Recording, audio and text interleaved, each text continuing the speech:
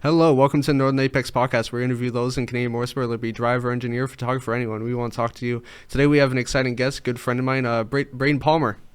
He's a Hey, photographer at CTMP and works for different motorsport groups. How you doing? I'm doing all right. That's good. That's good. First ever podcast?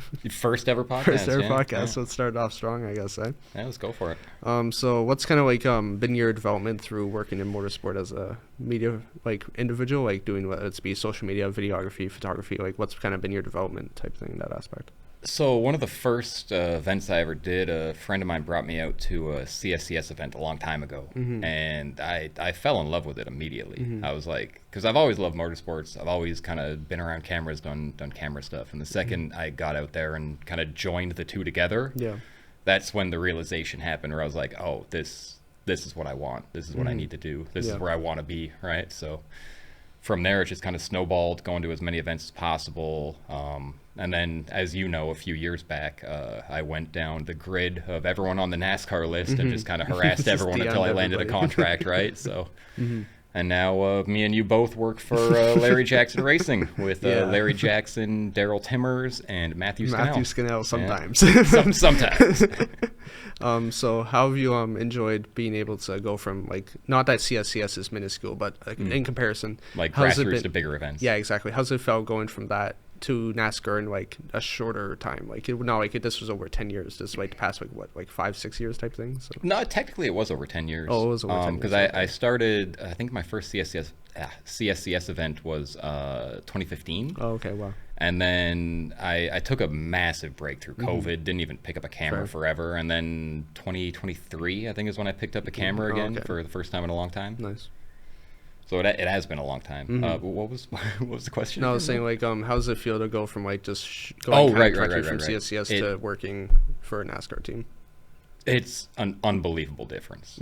Just everything about it is on such a massive scale. Like nothing against the grassroots guys. I know they spend a lot of money and time and effort to get out there and do that stuff, but with the NASCAR guys, it's even crazier, right? Because it's like the fuel for one race for them. One drum is like $1,500. It's like 2.5K per set of tires. And you watch like how high paced it is, like from 9 a.m. when that horn blows to like for them to touch their cars, you just hear all at the same time, all trailers go. You're like, oh my god!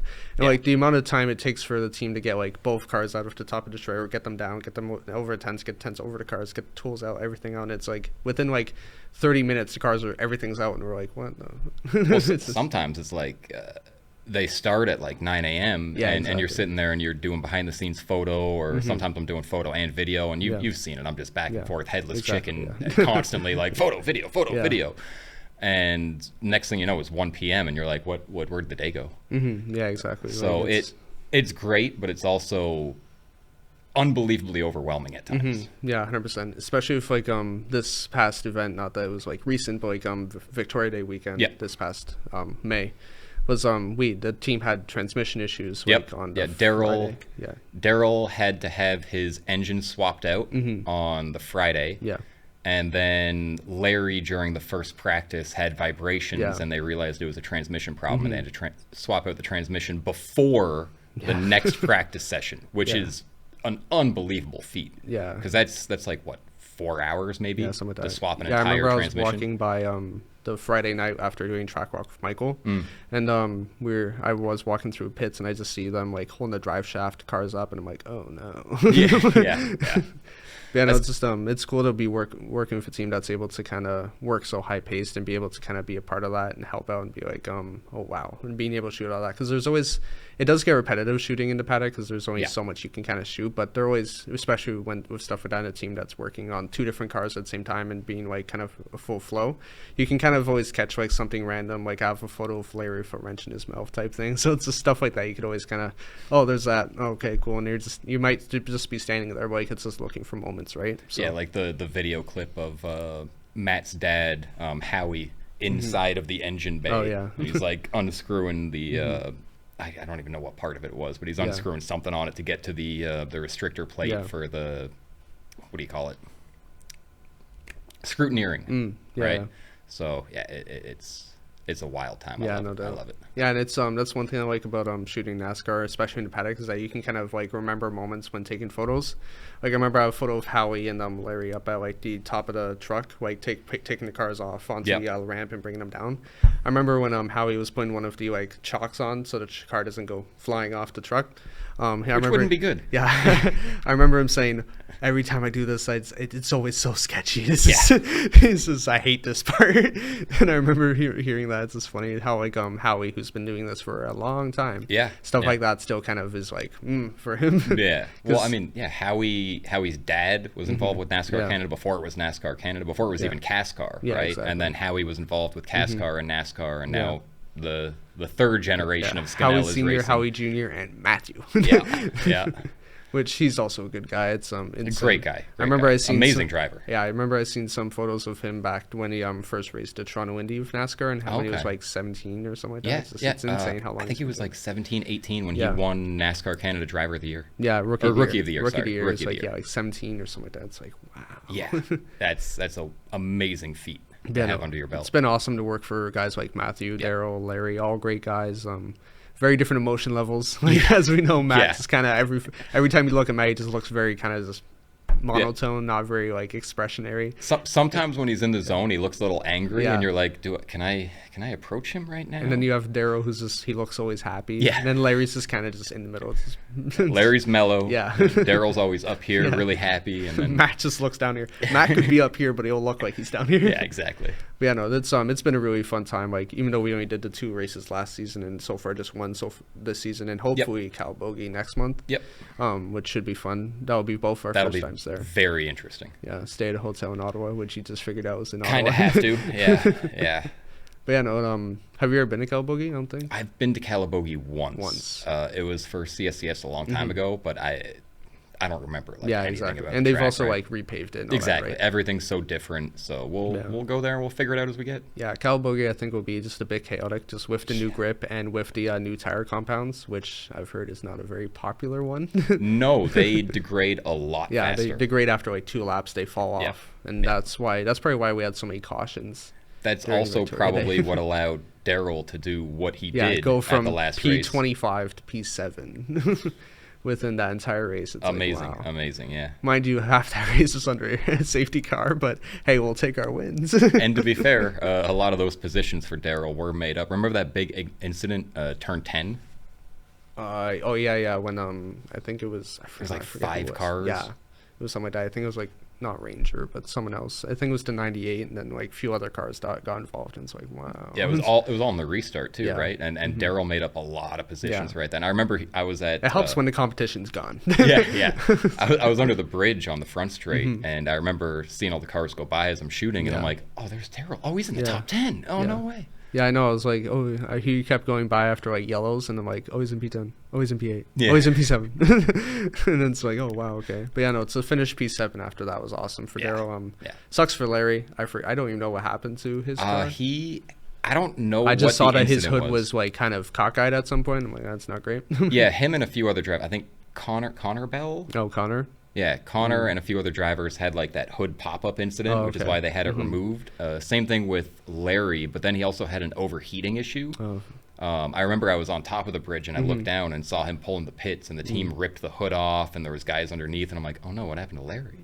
Yeah, it sucks. We got to get some pit shots next time.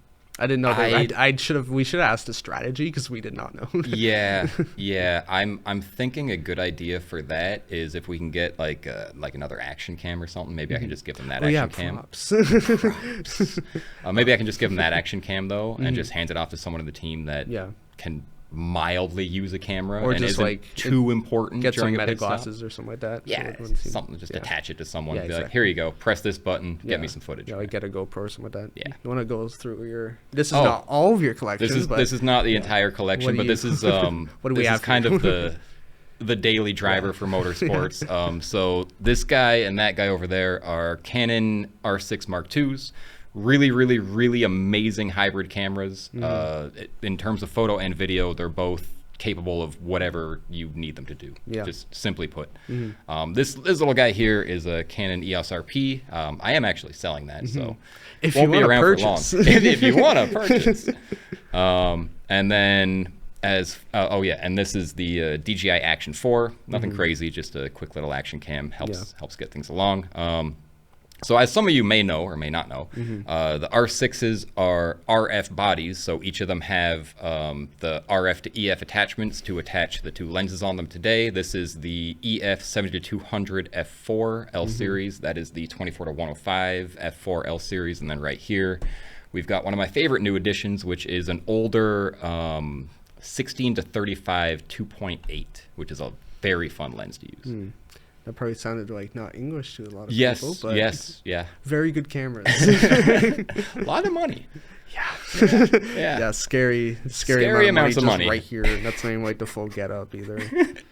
Like, some of the setups you see at most sports is insane. Oh yeah, some of the guys walking around with like 300 2.8s, and you're just like, oh, that's a down payment on a house. What was that guy's name? We were at turn 5 and we were in that little divot hole, and it was like me, you, and the NASCAR photographer and another guy. I forget his name. The guy with the brim hat. Right. Yeah, I forget his name, but he had the Trilby, and then his buddy had like the mohawk. Those two guys were super cool. Yeah, super fun to talk to. Cool. Yeah, I don't remember their names, but their kicks were. Yeah, you meet so many people that they're walking around with like $15,000-$20,000 in just camera. Like, it was insane. Yeah, and you ask people, it's like, oh, what do you think is this much money in terms of camera machinery? And they'll point out like the biggest little thing possible. It's like, oh, well, that's way more. And then just this small, like this, something like this in higher end will be like, oh yeah, that's like 10 grand. It's like, what? To be fair, I did pick that up used from Japan for about $750, so it wasn't that bad. That's not too bad. Yeah. And then this lens, same deal, used from Japan, about $800, $850. If you want to buy camera stuff, just go to Japan. Seriously, just have the small investment of a plane ticket. I genuinely have a plan to save a bunch of money at some point and just fly over to Japan for the sole purpose of buying camera gear. Yeah, that's fair. Yeah, that's good. So what kind of drove you to get into like photography and media and all that? So, believe it or not, my grandpa used to shoot photos a lot, and my dad has a crazy amount of camera gear at home. When I was younger, I was a skateboarder. I still am, but a lot less because you get older, your body can't really handle it. Yeah. But yeah, just doing the skateboarding stuff, and then being the guy that had access to cameras, I defaulted into just being the skate filmer, photographer, and then it again just snowballed into. It wobbled. Yeah. It went downhill. Yeah, downhill very fast. Nice. Especially in terms of monetary. Yeah, no, it's cool that your family, and especially your grandpa's been in it. So he was the one like back then with the thing in his hand, like, okay, 10 minutes later, well, this will shoot. Yeah. I can actually get you some photos later of like all of the stuff in the cabinet of the cameras that he used to use. Really? And a lot of film. All film. For Grandpa's Day, it's all film. Yeah, true. Because he died in February this year at 97 years old. Oh, I'm sorry for your loss. Hey, man. Happens to everybody. Yeah, a long time. Lived a long 97's a very long life. He got to that point. He's like, that's good though. So what kind of pushed you towards kind of working more towards? Did you go for automotive before going to racing, or did you kind of get into racing and then kind of the automotive sector? I mean, automotive and car meets is kind of what rekindled my passion. Oh, okay. Because like I said, I didn't pick up a camera forever. Yeah. At a certain point during COVID, I didn't think I'd ever touch a camera again. Yeah. My gear just kind of sat in the bag, and I'd look at it and be like, whatever. Yeah. Unless you were a nature photographer, COVID was kind of boring. Exactly, yeah. And then after COVID, a friend of mine, Ian, got me out to a bunch of random events, got the camera back in my hand, and the passion kind of snowballed into what it is now, where I'm still in disbelief that we're even working for NASCAR teams. Like it blows my mind from like being a kid and watching NASCAR on TV, and like I watched the race where unfortunately Dale Sr. lost his life, right? So I remember that. And just growing up watching NASCAR and motorsports and all these different series, and now we're there. Yeah, exactly. Like we're involved, and it's so surreal, man. Well, yeah, it's like I've been going to most sports since like 2011, since they just before they got rid of the oval, which I just found a photo of me recently when I was a kid at the oval. And I'm like, that's pretty cool. But yeah, no, it's the first ever NASCAR driver I met was Larry. Okay. Yeah, when I was younger, and it's just I was thinking about kind that. Kind of ironic. Yeah, I know. It's like who are you working for? Oh, Larry Jackson. I'm like, oh, okay. Yeah. It's like, oh, that name sounds familiar. Why do I know that name? Yeah, exactly right. But yeah, no, it's same deal. Because I went from like shooting, like during COVID, I kind of had the opposite effect. I was never into photography, and then I like got crazy into it over COVID. And then started shooting car meets with, and then started working with Boost North and all that stuff. Golf that since when I was like 14 or something like that. And then kept going to the track, kept shooting more stuff. And then as I said, now we're working for NASCAR drivers, so it's like not too bad. Like I said, it's surreal, From man. 14 to 19, I think that's a good development. Yeah. Yeah, no, it's been really fun. It's a really interesting job. Terrifying at times. Yeah. When you're having a car come at you at 200 miles an hour is not the most ideal situation. Yeah, especially when you're sitting there and there's like a concrete barrier waist height and they're coming at you at like 140, 150, even probably faster. Yeah, it's a situation like that where you're like, I wonder why they tell us to stay away from or stay behind the catch fences. And like, what was it? The last weekend, I was like just past the bridge. You actually sent me the video, I think, where you're like, hey, you're on broadcast TV. Yeah. And I was standing there doing the footage, and I can't remember what car it was. It was one of the blue cars. They come out of 10. He's all four on the grass, and then he's like slowly drifting over, I think drifting that was back. the DLGO car. Okay, yeah, and I'm sitting there looking through my camera, seeing this, and I'm like, yeah, what do I do? Where do I go? It's one of those dive behind the wall. Anything for the shot. It's one of those, if the worst happens, dive behind the wall and pray to every god that exists that nothing bad happens. So what's kind of been the importance and like motivating factor of working with a good team like Larry's and having a good kind of atmosphere around? So it's definitely, it's very inspiring to be in that environment with all of those people who in a lot of cases for the smaller NASCAR teams, like they don't really have the budget to pay everybody. And a lot of the guys are just there to be there, to volunteer, to help the team out, to help them get to the race. Yeah, like last year when we were with Matt, he literally just had that one single trailer, a Dodge Rambo in it, and the car and a couple tools and a bunch of people. And like all of his mechanics were pretty much like his friends and family and everything, right? So friends, family, and then Michael. So it's crazy to see that atmosphere of just everyone coming together for a common goal. Because they all love racing. Shared passion. So yeah, you've enjoyed working with Larry and Darryl, and like I know we only just started like recently being in contact with them, but have you enjoyed like being with that team specifically? Oh, it's the best. Yeah, I wouldn't trade that experience for anything. It's taught me so much about how to work through a race weekend. And like how to plan out my shots, right? So as you're aware, ahead of time, I like to try to kind of be like, okay, I want to get these shots during this session and these shots during this session, and then during the race, I can kind of like here, and you kind of map it out ahead of time and figure out where you're going to get what shots for what session and how it's going to be easiest, right? But now, like at least for CTMP, like I've got the roadmap. You got it narrowed down pretty much. Just get kind of work far to close, right? It's like on Friday or Saturday, it's like work as far away as possible. Like turn 5, get everything at 5, 3, 4, all that stuff, and then once it's race day, it's like okay, you can just kind of not do only what you want, but like have more freedom type thing. That's like, oh, I have to be here. It's like once you get everything, it's fine. Even though I did kind of do the psychopath move of walking from 1 to 4. And then taking a shuttle back to the paddock and then walking to 10 to 9. Yeah, I don't know how you do that. Don't worry about it. Don't worry about it. I mean, like, I kind of had to do a similar thing, but I caught a shuttle, but, like, just because my car broke down on the Sunday. I remember that as I was leaving. Yeah, I came out and you were elbows deep in grease. Yeah. I was like, brother, I wish I could help you right now. Had to change my belt and my battery. That was a fun day. But yeah, no, it's like throughout that morning. Was that what was wrong with it? Yeah, the belt came off, like broke, and then my battery. So like throughout that morning, because like the night before I went to town with Michael and everybody, then we went and grabbed stuff, and my battery light came on. I'm like, oh no. So and then I turned it on before I went to bed because I was sleeping in my car that weekend. Not like I had nowhere else to go. I just wanted to sleep in my car. But yeah, no. So I turned on. I'm like, oh no, everything was working. I turned on in the morning. Radio's not working. I'm like, that's not good. Yeah. I'm driving more.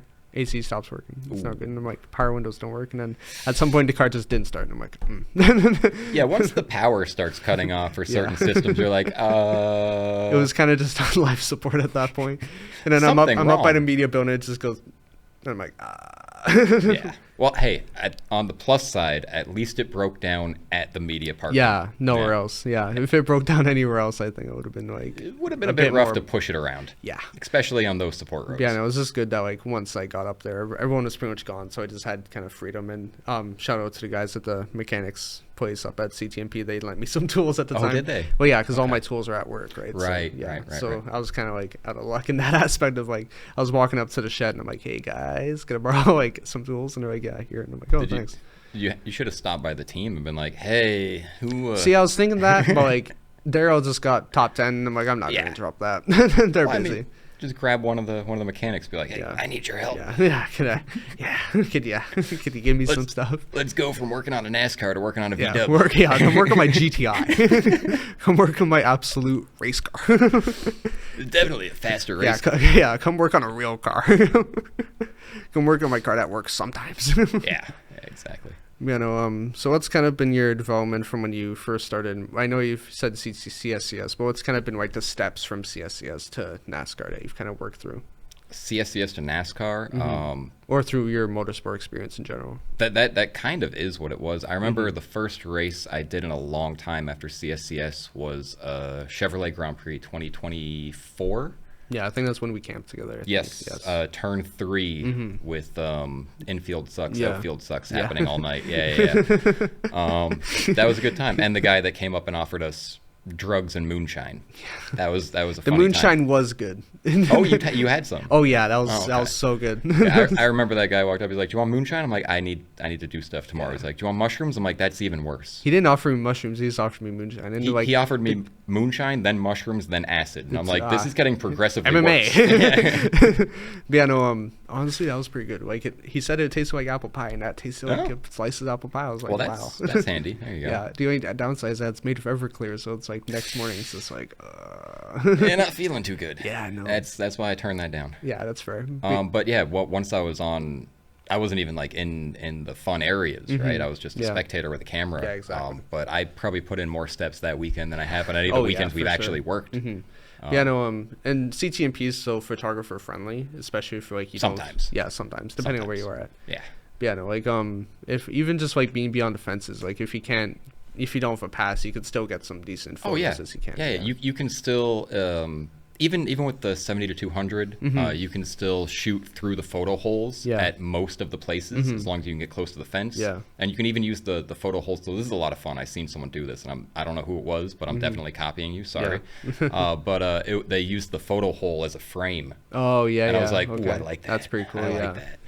Yeah, no, it's just I like how CTMP kind of opens it up to the point where like photographers that aren't credentialed are able to get better shots and all that stuff. It's especially like, at 5. Yeah, especially at 5. 5 with that opening for the emergency vehicles is a really, really good spot if you don't have credentials to get some nice shots there. You can get them as they're cresting over the hill, and then you can get the exit through 5B. And I think stuff like that has really helped like me in my development of being able to like have a portfolio that's not just like a mile behind a fence or like if you're shooting at NASCAR, you're like all the way up here and the car is kind of like miles away and you can only zoom in so much or it's blurry. But when you're in the nosebleeds. Yeah, exactly. Like I remember when I was shooting at Indy Toronto, it's just like you can only do so much, right, from where you are, and like that was interesting experience. Markham Indy should be fun if we're able to get there. That would be a hell of an experience. But shout out to who was it? Will Robinson is the last name. Remember Will, really tall guy, media? Oh, Will, yes. Yeah. So shout out to him from the last F1 weekend because he got some incredible shots of the spectator. Yeah, that was awesome. Those were that unbelievable. That photo of Lewis was like insane. I was like, wow, dude. Yeah, you're talking about the panning shot like through everything. Yeah, that was nuts. I was like, wow. And then he also got a photo of Lewis getting like into his car, which is pretty cool. Yeah. And I'm just like, wow, dude.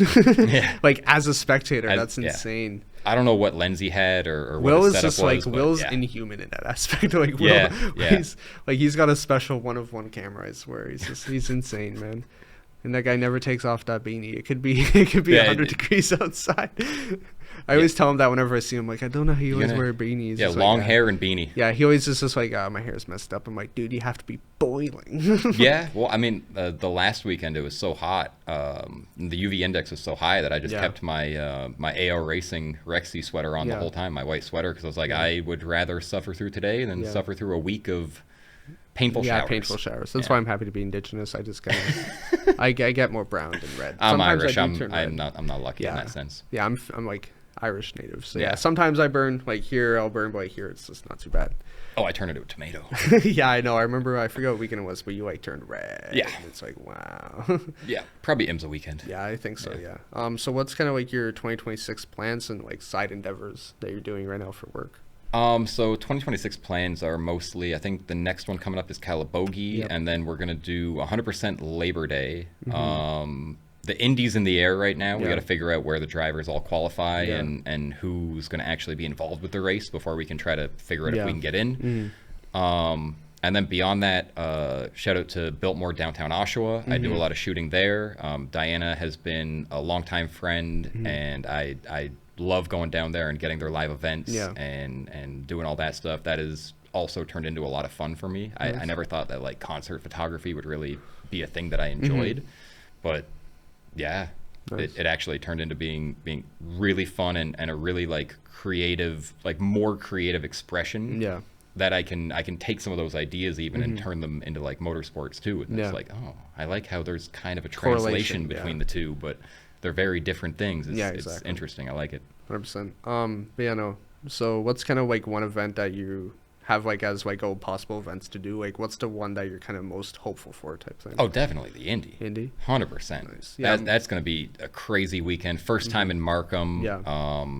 And it'll be my first Indy in a very, very, very Yeah. long time. So that'll be Yeah, that'll last be a time I fun went to weekend. Indy I think was 2024. Yeah. Second to last, which is when Colton Herta won, which was pretty cool. Oh, right. Yeah, and that crash there was also insane. Yeah. They can never have a clean race there. No. What do you think of the new Markham Indy? Both layout and I haven't really looked at the layout too much, Oh, okay. but I feel like we probably should take a day sometime in the future, just even if we don't get in, yeah, to look at the layout, see Yeah. what streets are being used, and just kind of walk around yeah, and see where we can go, what we can do. yeah. It's mostly Enterprise, which is Yeah. like a pretty. I don't know how they're gonna do that. It's gonna be narrow, but Yeah. yeah, no, it should be fun. It'll be interesting if we do get in, just to say like, oh, we shot the first ever Yeah. Markham Indy, right? Yeah, Like, hey. Yeah. One thing I'm kind of hoping for that hopefully Daryl or someone can do is GP3R maybe. Oh, that would be dope. Yeah. Grand Prix de Trois Rivières. That would be really interesting. Just call it GP3R. GP Grand Prix de Trois Rivières. Yeah, no, it's that would be awesome. Track, no, street course, I guess, to Yeah, shoot. yeah. Just because of like its historic significance and Yep. like it used to be the biggest street course like race in North America. Yeah. Like AOMS used to go there and all that stuff. It used to be like insane. Like Formula Atlantic was one of the biggest series in the world. Like F1 champions would go there to compete and all that. Gilles Villeneuve came up through Yeah. that. So Yeah. shooting that would be really fun. I've Speaking heard, of fun historic stuff, maybe we can get the prototypes back at CTMP. I doubt that. Penske? I doubt that. I doubt that so much. It just unless we like with the new FAF purchase, maybe there'll be some developments, which Yeah, I'm they might hopefully be able looking to forward flex their Yeah. yeah. Well, the whole thing with CTMP is this like paddock space and support roads. that and the overlap with Interlagos Yeah. because the Well, it's also the Detroit. Detroit just happened. Yeah, but Detroit is part of the reason why we don't get the prototypes. Oh really? Yeah, because the prototypes only do so many races a year. Oh yeah, I guess Yeah. so. Yeah. so Detroit. we lost CTMP for Detroit. Yeah.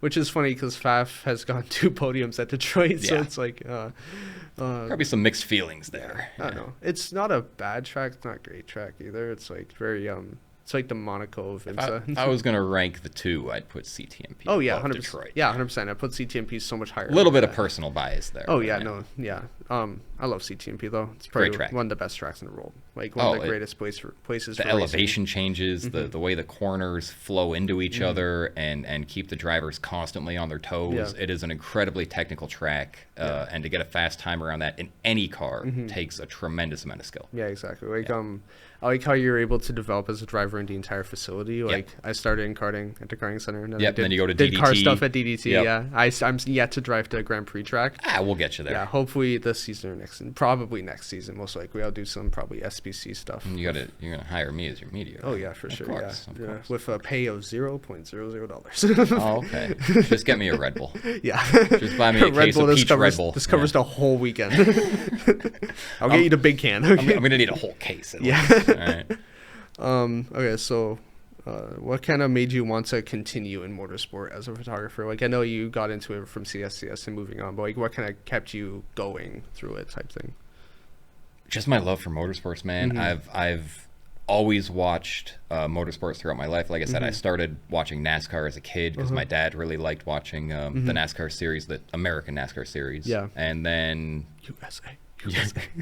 as I got older, I kind of fell away from NASCAR and started watching a lot more GT racing with like the Blancpain series and IMSA and WEC, Super GT, stuff like that, right? So it's become a passion that's taken over so much of my life. Like as you may or may not know, I've got the simulator at home, and I try to hop in that as often as possible and just get some laps in myself. Because as much as I love doing photography, if I ever get handed a race seat, it's like no more camera. Yeah, goodbye. Pretty much. Yeah, I've chosen very expensive hobbies. Potentially the most expensive. I was talking to Alex about it, like when he was on the show. I'm like, oh, what kind of made you want to be a mechanic? Nothing else. And he goes, oh well. Driving a car was too expensive. I'm like, yeah, I know that. He goes, yeah, I guess you know that. And I'm like, yeah. It's like one thing that people always say. It's like, oh, it's expensive. Want to be a race car driver? I'm like, yeah, just a little bit. Racing drivers are the richest poor people you ever meet in your life. Because like they'll say how much they've spent on like entry fees to cart, self-cart, car, gas, tires. And they're like, oh, so you're like load. It's like, no, I got about barely $3. I got barely a McChicken in my account. Well, it's like, even with like a full karting season in Canada, it's going to cost you what, like somewhere in the range of $100,000. It depends on what you're running. If you run what I do, like probably more into like 30 range. Give or take. That's more affordable. Yeah, it's that's more still affordable. 100%. Pretty expensive. Like if you're doing road tax where you have to change your tires after every session, yeah. Where you're like the set of tires is like $300 and some. You have to change it after every session. You're doing like 5 sessions a day, so it's like do that math. You're doing like 2 days of running. A couple $1,000s per weekend. Yeah. Yeah. No, it's insane. If you like to burn money, get into racing. Yeah. If you want to be constantly financially stressed, get into racing. Do you like being in debt? Yeah. Well, no. So, like, the way I think of it is, like, as long as I don't lose money, but I'm also not gaining money, as long as I stay at, like, a minimum of gray and everything's paid, I don't care. As long as I have $5 in my account for a McChicken. Not even. Not even. I just need money for gas, insurance, and race car, and I'll be good in life. There you go. Like I always tell my mom, it's like if I ever get to that point in my career, like I become serious and have to like travel a lot to like drive. Yeah. I'm gonna just pull a Sunny Hayes and just live in a van. Dude, hey, we'll get an RV with 2 beds. I'm down. Just buy an old Chevy Express or something. Let's do it. We'll travel around the world. Yeah. Just get on a cargo ship with the RV. Just go. It's like, hey, we'll pay you this much. Hey, where are we going today? Spa-Francorchamps. Yeah, Spa-Francorchamps. Yeah. So you got any money for me? Nope. No. You want to come to a racetrack though? Exactly.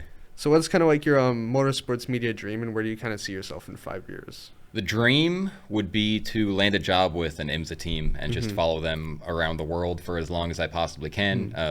Get paid that IMSA money. Not so much around the world as around North America. North America. But that also gets your foot in the door with WEC, and maybe you can get into some of the more prestigious events, like covering Le Mans 24 hour would be, that's a bucket list goal right there. Yeah, exactly. that I could die happy. Yeah. Literally the next day. I cover Le Mans 24 hour. If I died the next day, just put on my tombstone, he died happy. Yeah. You know, like. Yeah, it would be fun to shoot Le Mans because I could just be like, okay, I want to go here, I want to go here. Oh, yeah, you've got the track layout on your map. I'll shoot this area here. Yeah, so down the Mulsanne Straight, as you see. Like that. Yeah, you can see that right there. Yeah, no, this is like, I love Le Mans. It's best track in the world, man. Best place in the world, best race. That's what got me into motorsports. I remember I got a Ford GT40 dinky car when I was a kid. Okay. And then I'm like, I really liked it for some reason. I'm like, oh, what's that? And I'm like, oh, 24-hour Le Mans. And it's gotten more into racing. My family's always like, is that the old layout with the no chicanes? Yeah. Oh. Yeah, so it's the full Mulsanne straightaway. And you have the Mulsanne corner. And yeah, the terrifying Mulsanne corner at the end of the longest straightaway in motorsports history. Yeah. Fun times. Actually, wait, is Nordschleife? That was about the same length, isn't it? No, Mulsanne's longer. Mulsanne's longer? Okay. Yeah, was before they grew some common sense and put 2 chicanes in it. It's like, they're going about 350 kilometers an hour. We should probably slow them down into a little bit here and there. They're going into a hairpin at the fastest speed almost in any vehicle. We should probably slow this down a little bit. Yeah, speed's comparable to the Salt Flat land speed records. No big deal. Yeah, that's a Le Mans month. It's June. Oh, finally. right. 2 How long weeks. is this month? Yeah, 2 weeks. It's on my birthday. Maybe I will actually be able to stay up through the whole 24-hour this year. I don't know. I'm proud of myself. I stayed up for the Bathurst, then I stayed up for Daytona. Bathurst is easy. That's a 12-hour. Yeah, I guess so. Yeah. Daytona's that's a feat, though. Daytona. Yeah. Daytona's insane. I slept for at least 4 hours. We would have watched the Nürburgring, but we were actively working at that time. Yeah, that happened on a weekend when we were working, so I was just the bugging. whole weekend's just like, oh, what's happening at the ring? What's happening at the ring? I was just bugging What's anyone Max I could. doing? Where's Max? Where's Kevin? Yeah, I remember How's it we were happening? sitting at our table like 9 a.m. Sunday morning, and you're like, oh, where's Kevin Estre? I go, let me check. He goes, he's in 140 seconds. Like, oh, well, he's not winning. Yeah. Well, I think at first you're like, yeah, he's in like 102nd. I'm like, oh, something might have happened in the car. Then I asked later, and you're like, oh, he's in 140 something. I'm like, oh, he's just in the garage. Okay. Yeah, and Max was leading for so long, and then drive shaft. Yep. Well, that's what happens. I don't know how much longer Max is going to keep up with the Merc, just with the amount of issues he's had. Like in the NLS with the, I mean, the tire thing wasn't really the Merc's problem. That was more a team issue. It was more of a team. Yeah. And then the drive shaft was just like, well, guys, what are we doing? Haven't they had 2 mechanical failures though so Something far like this year? I think so. Yeah. But Engel's doing good. Engel won at Bathurst. Engel won at Nürburgring. Yeah, Engel is on a tear this year. That is one of my favorite GT drivers. He is an absolute beast behind the wheel. So it's great to see Maro Engel doing as good as he is and getting all the success that he's getting, because I remember him back in 2015 watching him during the Blancpain series in his younger days, and even back then he could drive. Yeah, he's always been demon, man. Yeah. He did all right at Monza, podiuming there. Yep. That was a horrible. Yeah, he's on the run to potentially get a championship, isn't he? Yeah, for sure, and a lot of things. Yeah. And like almost anything, he has a few championship goals. So kind of, has media always been your plan in life, or was there something else that was kind of took its place before it kind of became like, oh, I want to do this as a career? I mean, to be fair, there wasn't really a plan before media. I was just kind of... Yeah, I guess you started young, so... Yeah, just kind of going through life and enjoying stuff, and then media, as weird as it sounds, kind of just fell into my lap. And I know for a lot of people, they're going to be like, "What? How does that work?" Yeah. It's like, I don't know. I just started picking up a camera and I don't doing know, stuff. I was walking one day and a camera just fell. Yeah, a camera fell from a plane and hit me in the head, and then, it merged with my brain, and here we are. Says Spider-Man cameraman. Yeah, I got bit by a camera. Yeah. It was radioactive. Yeah, someone took a photo of me. It affected me harshly. So have you kind of, when you first started in your media kind of career, did you think, what was kind of like your focus of like, oh, I'm going to shoot this? Like, what was your first kind of goal of like, oh, I want to work in this industry as opposed to now working in motorsport? Honestly, I don't think there was ever a goal. Just kind of like shoot stuff. It was just kind of like take camera, shoot stuff, have fun, and learn as you go. At one point, I was working to try to get into the IATSE union and do some stuff in film. But as you know, I know some people in film, and I've heard a lot of horror stories. and from my own experience, seeing some of those horror stories, I've kind of been like, good money, but not exactly what I want to do. Honestly, like the best way, as we were talking about outside before the episode, is that like going to photography school, film school, stuff like that. It's like, it's good. There's valuable things to learn, but like it's more about my whole learning was like networking, and it was YouTube. Peter McKinnon. McKinnon carried my entire career. There you go. He's an awesome guy. It's just, you can learn so much just by doing hands-on and just exactly. Kinda, like, you have to mess up a lot. Like you're gonna at the start of your career, like most of your photos can be absolutely terrible. You learn a lot more from your misses than you do from your hits. Yeah, exactly right. Especially working in motorsport, like you could shoot so many panners, like 1 out of every 100 will probably hit. Oh, right? even to this day, like I'll set one of these guys up into the electronic 40 FPS when I'm doing my panners, and you'll see it. Like I'll have 1 hit, 12 misses. Because I'm aiming for that one spot. Yeah, exactly. So like, right? Like as I hold it down, everything before that's just bad. Ooh, that's not good. Yeah, it's not spray and pray, but it kind of is. It's kind of spray and pray. Yeah. Yeah, it's just kind of like, no. Okay, that's good. there is technique and there is skill behind it, but in a sense, you are doing the spray and pray. It's kind of just a like, Hail Mary sometimes. Yeah. Especially when you're dropping the shutter speed below like a 30th of a second. You're trying that handheld, you're insane. I don't know how you can do that. I think I think the lowest I've got, well with like a longer focal length. Right? If you're wider, sure. Yeah. Not that bad, but longer focal length. I think the lowest I got, it was like at 200 mil, like a 1/8. Oh, okay. And 1/8 is crazy. I'm still in shock that like photo the came out. lowest I've probably done is like probably 1/30th, Yeah. 1/50th, just because I'm at Lumix and it's just whatever. Well, it was Victoria Day last year. Oh yeah, I guess so. Or it was either Victoria Day last year or Labor Day. Probably Labor Day because it wasn't really 2024. sunny. It wasn't really sunny.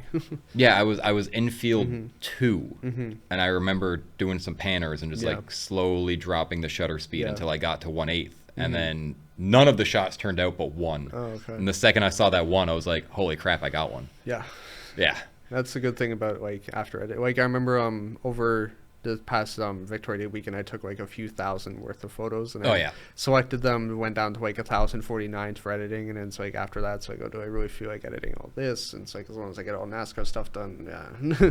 the funny thing is after that weekend, I looked at my folder and I'm like, "Oh, I only shot like 6,000 images. That's not bad." Yeah. Because like the race before that, I think I shot like 15,000, and I was Yeah. like, "Okay, I've got to figure out how to stop Yeah. overshooting so much. Yeah. This is kind of." That's why I don't do much of like bursts anymore, just because bursts were just like killing me. mentally. It was- yeah.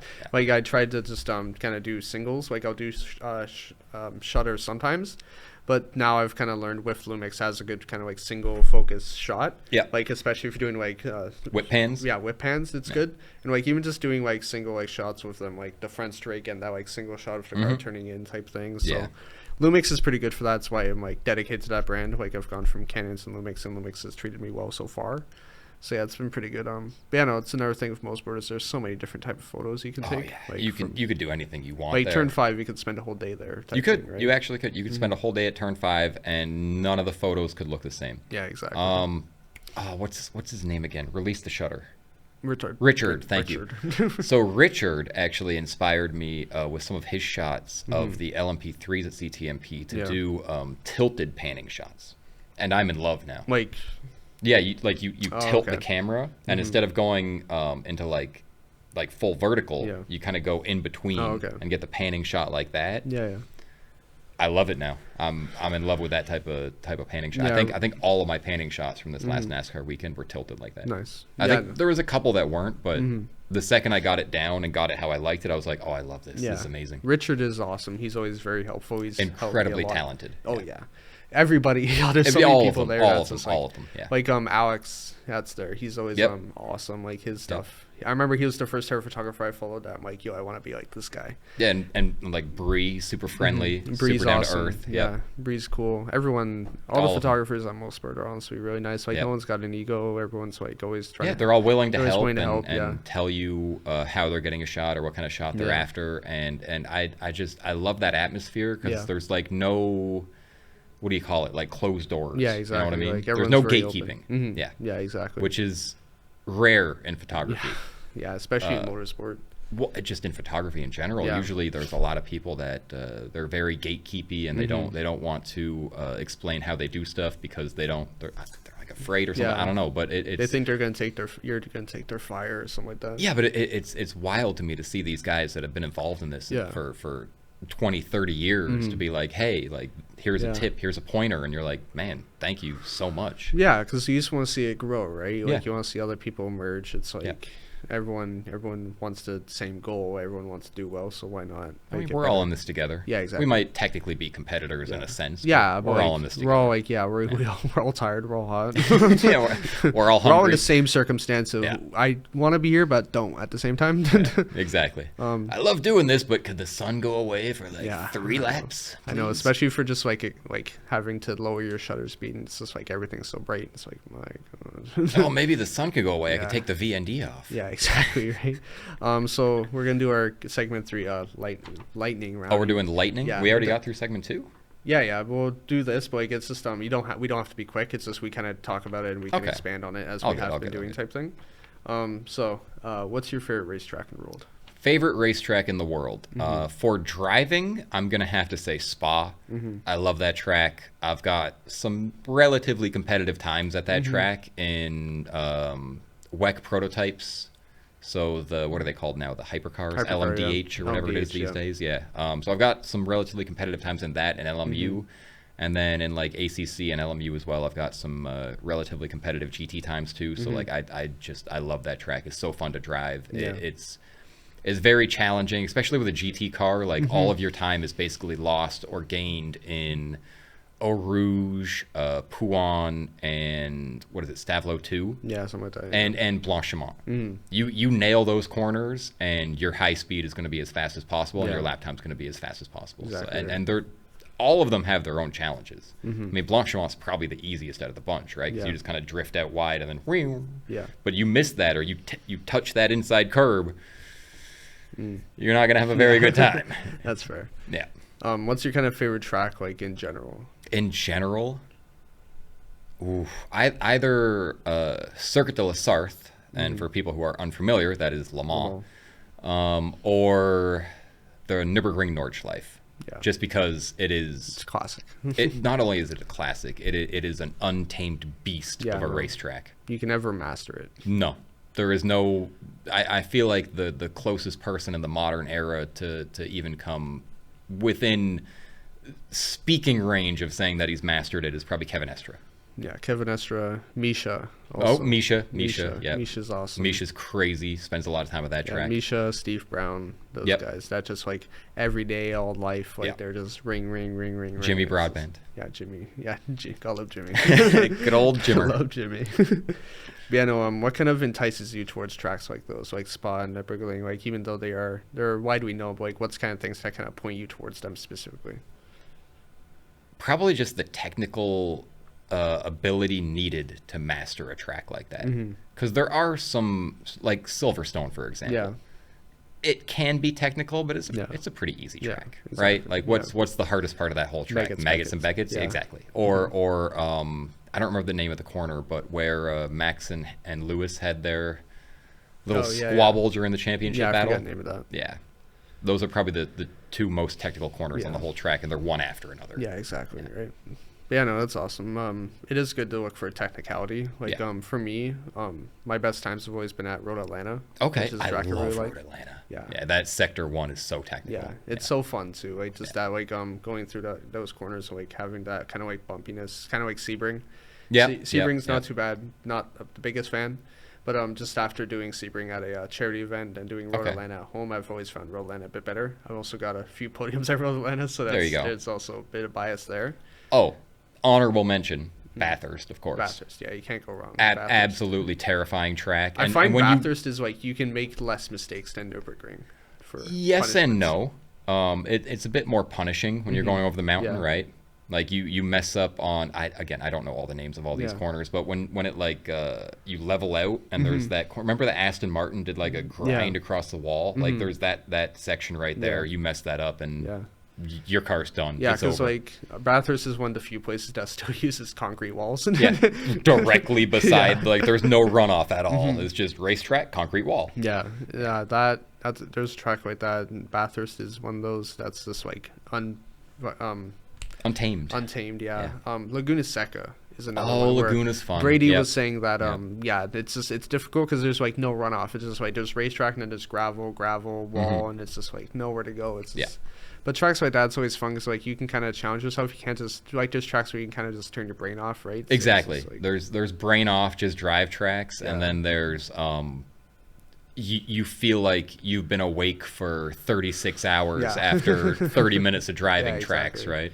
Yeah, because it's always like you're thinking, it's like, oh, how can I take this? How can I take this? So like the Laguna Seca corkscrew. The corkscrew, like blind entry downhill, Like seeing people drive it insanely, like Alex Zanardi when he passed for the win for his maiden win at Laguna Seca back when it was a kart and not IndyCar. It's just like wow. Who was it? Who was it at Bathurst that won the first time for Porsche? Matt Campbell, I think. Matt Campbell, yeah. Remember that run down the hill and then the corner or the pass on the final corner through that section down the straightaway. That was.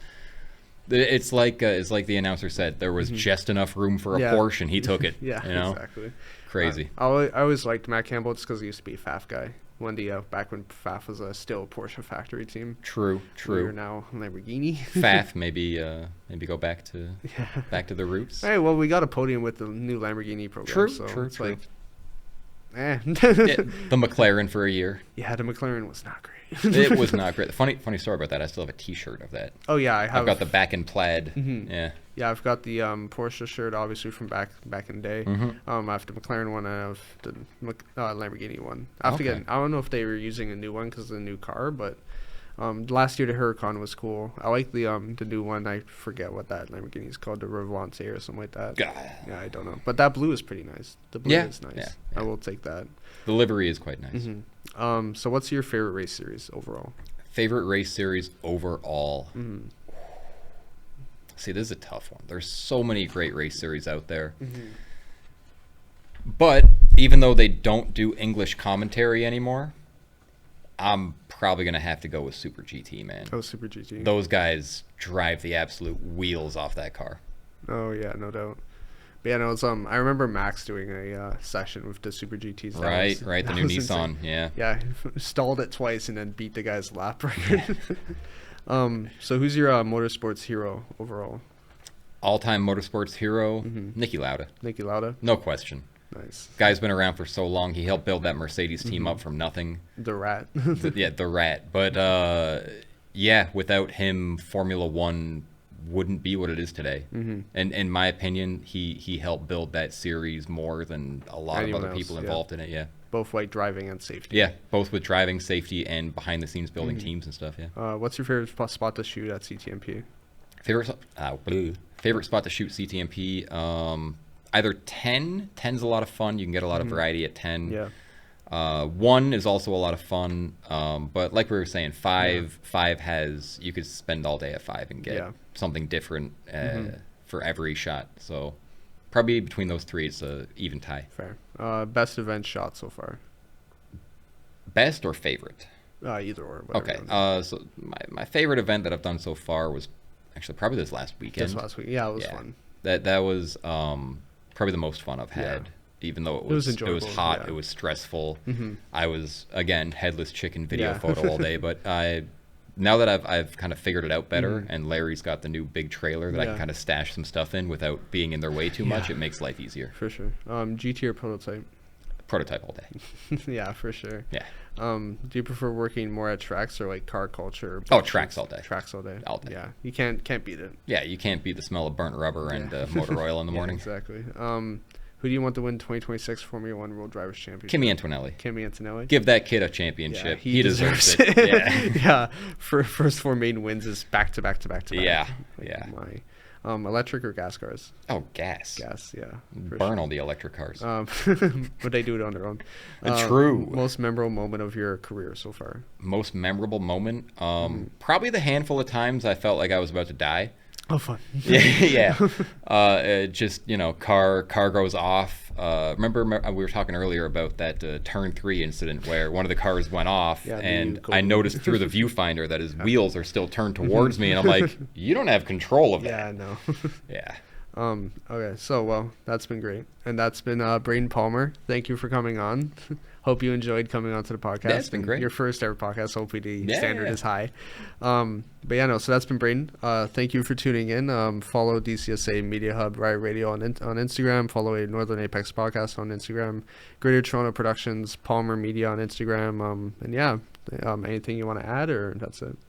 That's everything. And, make sure you guys support Preston as much as you can, because he works harder than a lot of the people I've seen around. He's not only a photographer but also a mechanic. Yeah, I do too much. And he drives. Yeah. Anyway, triple threat. That's been us. Thank you for tuning in. Have a good day.